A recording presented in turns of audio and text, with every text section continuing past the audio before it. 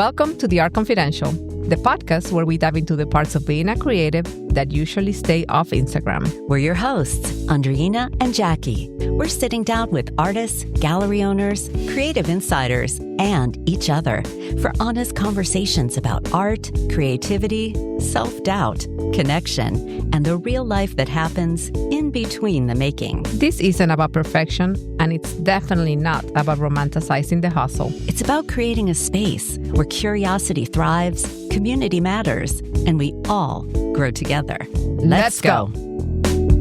Welcome, everybody. Today, as I said during my origin story, we are flipping the tables. We're not turning the tables because now we're going to say flipping the tables. And we are interviewing Jacqui so that we can learn more about her and her origin story. And I am super excited to learn more about her. All right, Jacqui, I am so excited to talk to you today. And I mean, I already know about you, but I think our listeners will love to know about you. And one of the things that when you and I started talking about your origin story, that became very clear is that your path was not like a line. I feel like my path was very linear to where I got. Yours is not linear. And I think people would assume that if they, just look at you now with your own gallery and amazing art and great collectors. So let's take it back and learn how did you get here? All right. So let's take it way back. I know you have a couple of interesting stories about an art institute that I definitely want to touch on. So when I was little, I loved to paint princesses. Actually, not paint, because I don't think I owned any paints.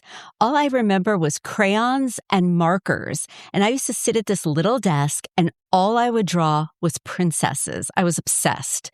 So my stepdad, who loved art, just loved the arts, he would take me to the Art Institute when I was, oh my gosh, I don't even know. I was so little. Oh. And we'd bring all my supplies in a little backpack. And he would take me around the Art Institute and he would say, okay, this is Picasso. What do you notice about Picasso? I would say, well, there's a nose on the side of the head. The eyes aren't lined up. And he said, great. Sit here and draw a Picasso princess. Don't copy, but take what he does and make a princess. So I did that. Then he grabbed my hand. Okay, let's go over here. This is Monet. What do you notice about Monet? Well, Monet has all these little dots. Great, make a Monet princess. And I would sit literally in the middle of the floor of the Art Institute and I would create a Monet princess. And he did this with all the masters. Wow. I mean, I don't remember a lot of it, but yes, so that's how I got really excited about art. I mean, the Art Institute felt like almost like a second home. We'd go there all the time. That is such a beautiful story. Like, that gives me goosebumps because it's not just, I think a lot of people don't realize that a lot of learning is studying the masters and, kind of taking what you see somebody else do and make it your own, not even with masters, but even contemporary artists. So the fact that he recognized that so early in you and pushed you, because that's not easy to do. No. And you know what? He saved all of them. Oh! I have a lot of them. I want to see the princesses. I will try to find them. Maybe I'll hang them up in my gallery. I cannot think of you like as a princessy kind of like Not princess at all. lover. So this is fascinating to me. There's a princess inside of you. For sure. And then, so they also had some friends that were really like modern artists. It was like a couple. It was a man and a woman. They were both artists. And they signed, this wasn't through school. This was like after school, or no, I think it was on a Saturday. And they brought me in to take this class from the wife. And I was so excited. And I remember this is before like odorless mineral spirits. Like you walk in and you smell the oil paint and the turpentine. And there were easels everywhere and charcoal and chalk pastels and oil. It was like amazing. Wow. And I was so excited. And I remember starting this art class and there were these two older girls that for whatever reason decided to make me the target of their, they just made fun of me. So they would sit behind me and I could hear them and they were so mean. And I was filled with such shame. I didn't cry, but I couldn't take it. And I never told the teacher. I never told my parents. I just said, I don't want to take this art class anymore. And they were like, why? You would love it. And I said, no, I'm not interested. And that was it. That was it for my art classes. Never took another one. Wow. Yeah. I mean, not in my whole life, but as a child. So I just continued to draw in my basement by myself. Like as I got older, I would draw like record albums because I had a crush on Roger Daltrey from The Who. So I would put the album up here and listen to the music and draw. But so you were like an artist in the closet, basically, because somebody, oh, that's just terrible. Somebody shamed you into that. That's awful. So, I want to hug Princess Jacqui. I do too. Well, that's a beautiful thing about being an adult. You can reparent yourself and give yourself what you needed. So and kick their butts, those mean girls. Yes. Mean girls. I hope they listen to you now. Yeah. Okay, so you're like hiding your art from the world, and you decide you want to go into acting instead, which is still creative but totally different. Especially if you're hiding in the closet with your paintings, right? What makes you decide then to go into acting? Well, actually, I always wanted to be an actor, too. I used to, like, in my bedroom, take a hairbrush and sing along to Sesame Street and all of that. I always wanted to be an actor because I didn't think an artist was a professional career. It just never occurred to me. Once I stopped that class, that was it. So in college, I actually studied film and animation because I felt like nobody could teach me how to act. You just do it. You just be it. I was like, how's somebody going to teach me how to be sad? I just have to be sad authentically. So you know what I mean? Like, how are you going to teach me? So I studied other things in college and I love that. I was like, this will be like a backup, in case I have to work behind the scenes, which ended up kind of happening. That's what I studied in college. We'll get to that. Yeah. And then when I graduated, because I wanted to be an actor, I moved to LA really young, by myself, completely broke. So you go from in the Midwest, you grew up, right? Mm-hmm. So you go from the Midwest to LA. Yes. I think I was too young to be terrified. I think about it now and it terrifies me. Right. What was that like? And like, what was your first impression? Well, I was so excited to be there. So I slept on a friend's couch. I had no money. I had no car. So I would take the bus. I signed up with a temp agency where they place you, but I didn't know how to type. I had no skills. But I didn't care. I needed money desperately. And they said, there's a temporary job at this big talent agency. There were 3 top talent agencies in LA at the time, and this was one of them in Beverly Hills. So I looked to see, could I take a bus? Yes, there's a bus. You have to leave 2 hours early. But so I said, okay, I'll take the temp job. I had no skills, but this is before computers too. So it was like answering the phones. You're like, I'll figure it out. So they put me in the voiceover and commercial department of this giant temp agency. I didn't know what I was doing. But I was like, oh, cool. Here's a desk. How's the phone work? I don't know. So the agent that I was working for, he was a new agent. He just got promoted. So he didn't know what he was doing either. Right. Both of us had no idea. He was really funny. It's funny. He reminds me of Chandler Bing from Friends. Oh my gosh. I love that. He looked like him. And he was sarcastic like him. We just made each other laugh. So I was there to man the desk while he was interviewing for a permanent assistant. So I was the sub. Okay. So while I was working there, all these women would come through and they were all interviewing. Well, he and I got along so great. I kept calling up the temp agency and I said, put me on the desk tomorrow. Put me on the desk tomorrow. And she's like, okay. So as he's interviewing, and picture this, he's sitting at his office and he's facing the door. So whoever's interviewing is facing him. Right. So I had one of those office chairs that roll. As he's interviewing them, I would roll by the doorway and go, no, we don't like her. So finally, after like 3 days, he comes out and he goes, what, do you want this job? I said, yeah, I thought you never asked. Oh, he hired me. That's amazing. He hired me because I didn't go the traditional way. So he hired me because he thought I had, what do they call it? Chutzpah? I had guts. I had spunk. So then as I'm getting my feet wet, I'm trying to type. And he says, wait a minute, have you ever been an assistant? Do you know how to type? I'm like, no. He's like, okay. But I'll figure it out. I'll figure it out.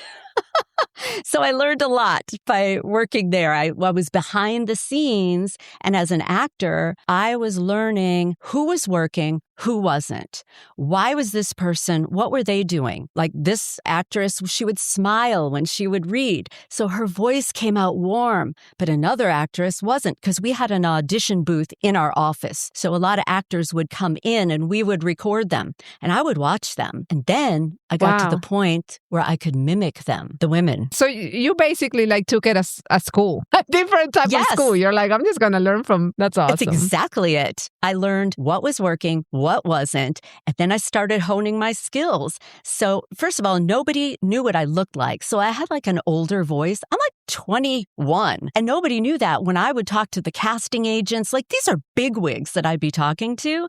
They thought I was like 30. They didn't know. I had no idea what I was doing, which was a great acting job because I acted like I did. And then I started imitating, realizing, hey, I could sound just like her. I could sound just like her. And one time, this is probably could get me in trouble. One time, this one actor said, oh, I can't make this audition. Can you cancel for me? I'm like, yeah. So I called up, I played her, and I canceled, and they didn't know. That's, wow. So you were like a double, like a voice double. Yeah. Oh my gosh. Okay, that explains a lot now. Yeah. Because, I mean, your voice is so beautiful. I mean, I've told you that before. It's like the voice of an angel. But I'm like, okay, you had some training. So I don't feel so bad for my voice. Oh, you have a beautiful voice. Stop it. Oh, please. Anyway, it also explains a lot because you also didn't know what we were doing about this podcast and you just kind of jumped into it. So you've been doing this basically your whole life, like full circle. Oh, my goodness. I'm a habitual jump in the water and then figure out how to swim. That's the best way to do it. Okay, so then did you become an agent? Is that the path? What was your next step there? The department, there were many agents in the department. And you know what? I was a nice person. They you liked still me. are. Oh, thank you. But it's like I was the first one there, the last one to leave. And so at this agency, there was like a protocol of moving up. You started out in the mailroom, then you go to dispatch, then you work for an agent as an assistant, and then you're a junior agent, and then you're an agent.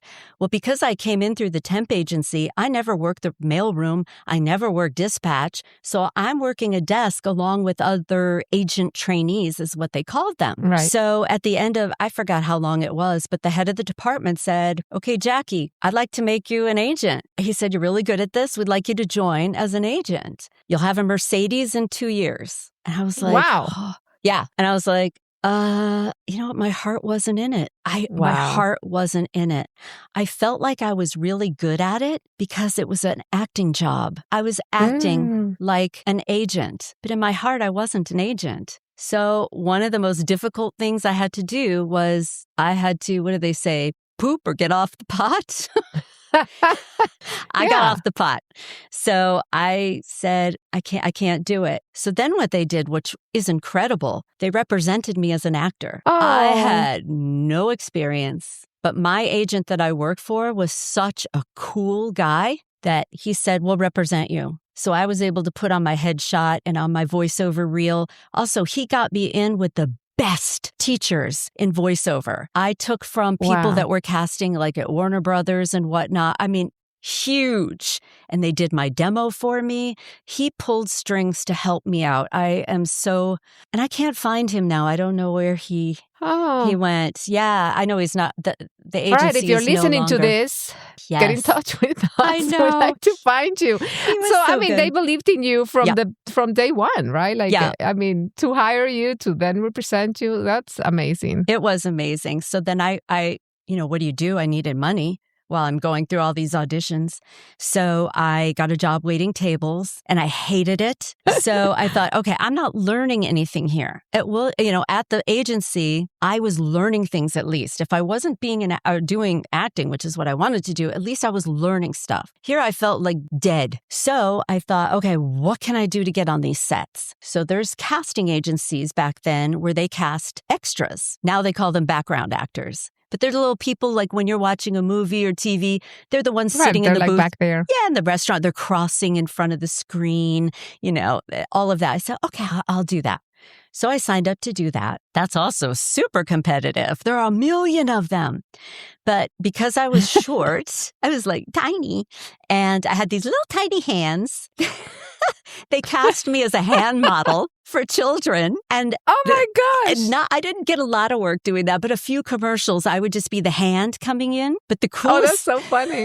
the coolest one was, I don't know if there's anybody that knows what Star Trek is. You know, it's so old. Yes. Or Deep Space Nine. There were these little aliens called Ferengis. They were like these little tiny, I never watched the show, but they're these little aliens that are tiny. So I got to be the Ferengi hands in this, like a few scenes. So they brought us to the studio, and there was the model of the Starship Enterprise, the actual one that they used. It was this big. It was like as big as my arm. Oh my. That's That's so funny. What? You're like, that's the Starship? Oh my gosh. That's it? Wah, That's wah, it. wah. But it was cool. It was really cool. Oh, so you had your hands in Star Trek. I'm gonna have to watch Star Trek now just to watch some hands. I can't remember. They had so many spin-offs. I don't know if it was Deep Space Nine or I'm not sure which one it was. But then again, that's because so I was funny. so small, they cast me as a stand-in for children. So what a stand-in is, when you have children actors on set, legally, they can only work so many hours depending on their age. And they also need to go to school.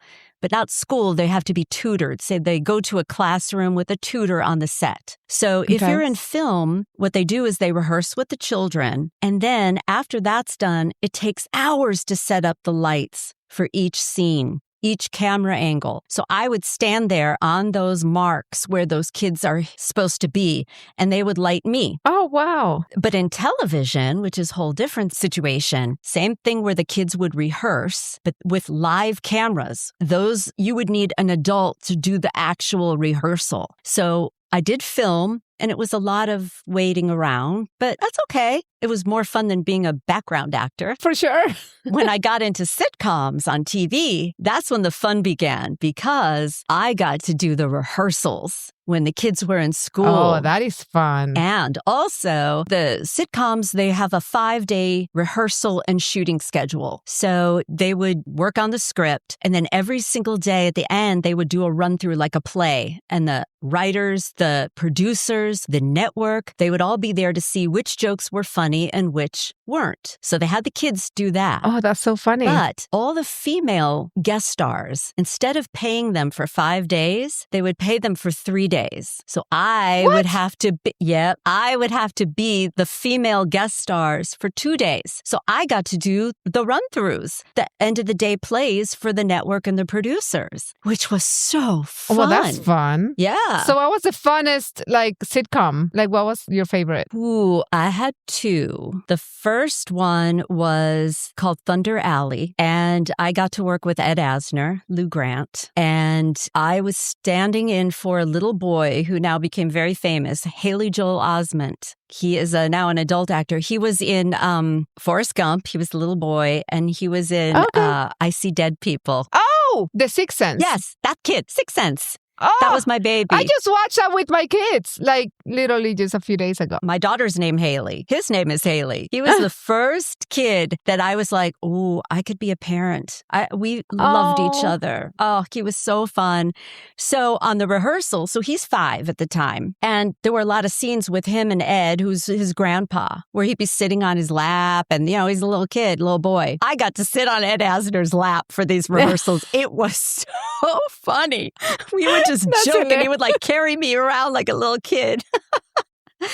Yeah, I love that That's so kid. Both much he fun. and Ed Asner were at our wedding, actually. Oh, that's sweet. Yeah. So you stay in touch with them? I stayed in touch with Ed for a while and Haley for many, many, many years. And then we lost touch. And if he's out there, I would love to. And I used to visit him on other sitcoms that he was working on because I was friends with the parents as well. Yeah. And I remember leaving. When I had to leave, he was like, "Oh, yeah, I'll remember you." I'm like, "Honey, you're not going to remember me, but I'm going to watch you grow up in film and TV. I'm going to be there watching, and I am just going to be cheering you on," which Actually, every time I see him, I cry. Yeah. Aw. I could tear up right now. That kid was That so is so sweet. He was so That sweet. is so sweet. Yeah, and the director was Robbie Benson. He was the voice of the Beast in Beauty and the Beast also. Wow. So you did a lot when you were out there in LA. Yes, the second sitcom, though, that I worked on for years was Boy Meets World. And I love that show. Yeah, I was Oh, the stand-in look at you. for Topanga, who was Danielle, who was the girlfriend, and then all of the female guest stars. But I was with them for years, and we still stay in touch. And they invited me on their that's sweet. podcast, Oh, that's so sweet. Pod Meets World. And then they also invited me. They were doing a tour, like a live show. And when they came to North Carolina and Raleigh or Durham, they invited me and I got to be on stage with them. And they were the best, the nicest kids. Oh my gosh, it was such a good experience. And now I'm in touch with the director, who is the main director. And we're talking 30 years, like a long time had passed. The director now gave up directing. He's now a painter. And we found each other on Instagram. And we follow each other on Instagram as artists. Full circle weird? moment. I know. That's awesome. Well, that makes me happy because I loved that show growing up. You know, I was already a little older when it came out, but it's so good to hear that they were actually good people because sometimes you love these people and then you find out through social media or whatever that they're, jerks. Sorry, I don't want to. But I worked with a couple of jerks too. Yes, yeah, I won't but to name find their out names. they were actually nice, I'm like, that makes me so happy. Everybody on the set was nice. The director, the producers. It was the best experience. Really, it was hard to leave because I met my husband and we realized we had to move. We couldn't stay in LA. We wanted to start a family. So I had to leave that job, which I loved. You met your husband in LA. Was he also trying to be an actor or what? No, he was a musician. He was a musician and he was also a substitute teacher. Going to school. And so he was studying, he was teaching, he was playing. I mean, we worked so many jobs. It was crazy. I was a cigarette girl for a while, late nights on Mondays. I mean, we were hustling. We had so many side hustles and doing so many things. Making it in LA can be easy. So you got to have a lot of hustle. So what made you guys move to North Carolina? Everything. Well, we knew we wanted to start a family. We got married in LA, but all of our family was on this coast. We knew we wanted to be closer to family and we were just kind of done. Also, technology changed. So at that point, I was doing a lot of voiceovers on the sitcom. So when they would have off-camera voices like a neighbor or TV in the background, they would very generously throw me those roles. So I was doing voiceover and technology had changed where I didn't need to be in Los Angeles anymore to pursue it. So that felt safer to move away. So you could do it like virtually. Yes, with a different technology than they're using now. This is kind of it's antiquated now, but we were able to leave. Okay, so you moved to Asheville and I mean, at this point, all this time you're still painting in your closet or did you kind of stop painting for a while? I didn't paint at all. I didn't even own paints. Okay. Nothing. I was doing beadwork, but I can't even imagine. I couldn't see right now. I can't even believe I did that. So I made little things, beadwork, and then I would sell it on the set. People would buy little trinkets. I mean, I was broke. I would eat 2 meals a day because the craft service, they would have food out all day for the actors and the crew. And I would go early. I'd have breakfast. Then in the middle of the day, I would have my lunch. So I was getting 2 meals a day.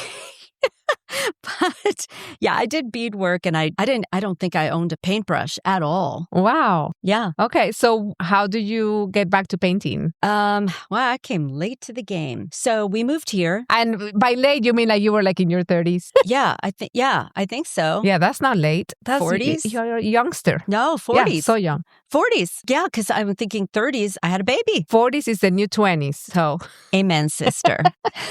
All right. So you eventually, okay. So tell me how that happened. How I had a baby? Well, no, I know how, I mean, I imagine how you, Imagine how that happened. I figured. But how did you get back to painting? Was it after motherhood too? Way after. So, Okay. so we moved here and my voiceover career was taking off. You know, my husband when I was pregnant, he was going to school in South Carolina, working. Oh, wow. Yeah. Then when we had our baby, he got his first job in IT here. Yeah, I was doing voiceover work. There were very few of us doing a lot of the work, which was so fun. But that was it. Raising baby, raising child, doing voiceover work. So I guess I got into painting because in between my sessions, so I would do these recordings in the basement. I have a sound booth. I still do.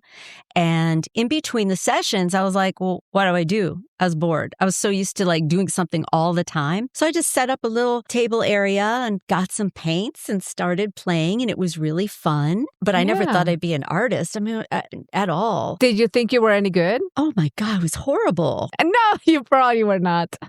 I was. And that's fine because I didn't care. Yeah, of course it is. I didn't care.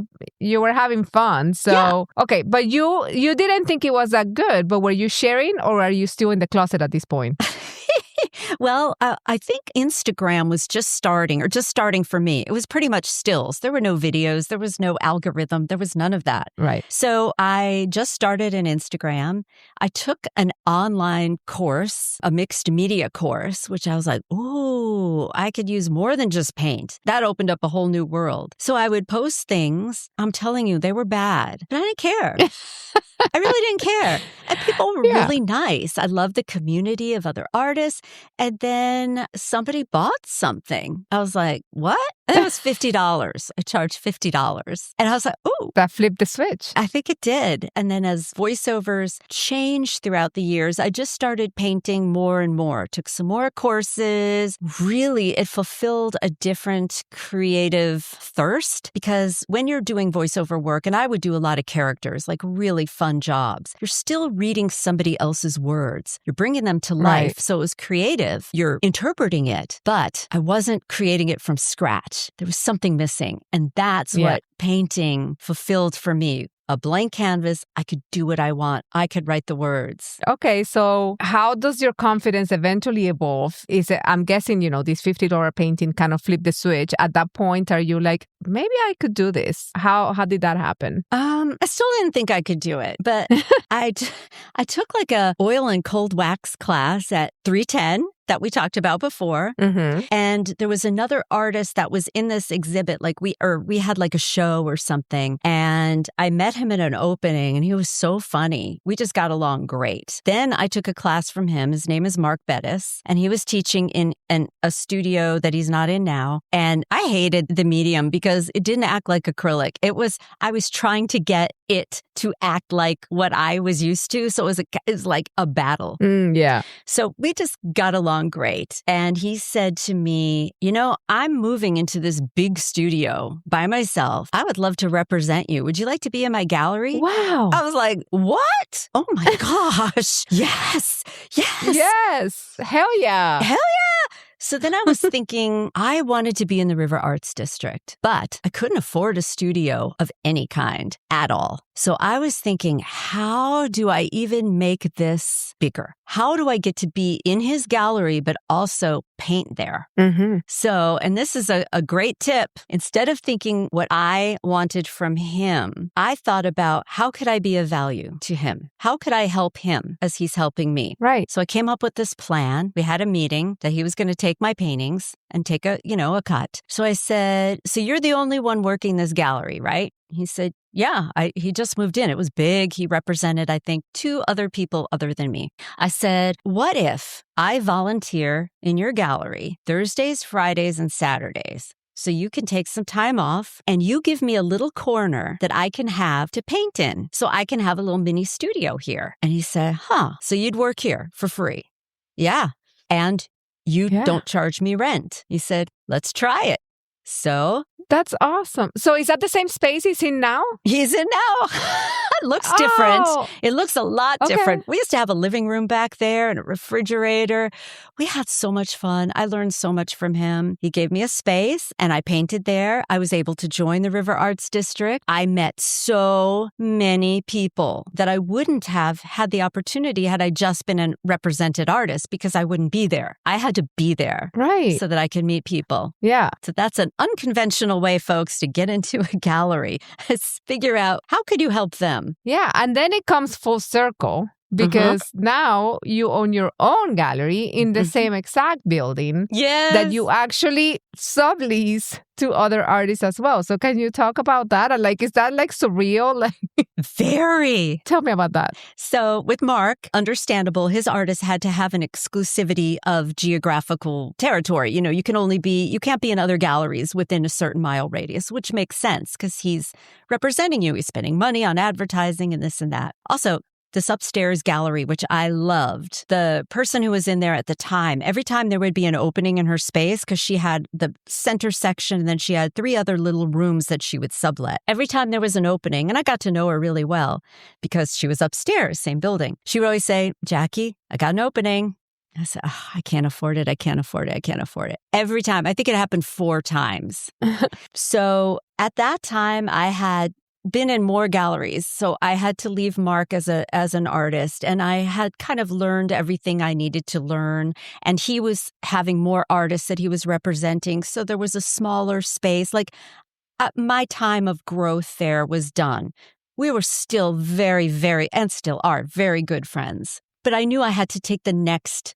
I was getting too comfortable. I Yeah. had to do the next challenge. So I left and I was just painting from home and I missed community. I missed having a space. I missed seeing people. So she said, I got an opening. I said, I can't afford it. I'm just going to come and look. So I went in to look. I walked around the space and I almost started crying. I'm like, I have to be here. This is it. So I called my husband. I said, I know we can't afford this rent, but can we please just take a leap and I'll figure it out. I'll make sure I sell enough. And he didn't even hesitate. He's like, absolutely do it. Ah. And that was the beginning of getting into that space, which I had been in for years. As people came and went, I stayed there. And then eventually she decided to leave. She had been there for 10 years. I never thought she would leave. Right. She opened her own gallery on a ground floor level. She felt like she was done with that space. She needed her next challenge, next growth. And she passed the lease on to me, which was a dream come true. And now I'm in that center space and I lease out those 3 other rooms to 3 other lovely female artists who I love. Yeah, I feel really, really, really lucky that things played out the way they did. Well, I don't know that they played out. I think you played it out. Did I Honestly, manifest? You did. Oh my gosh.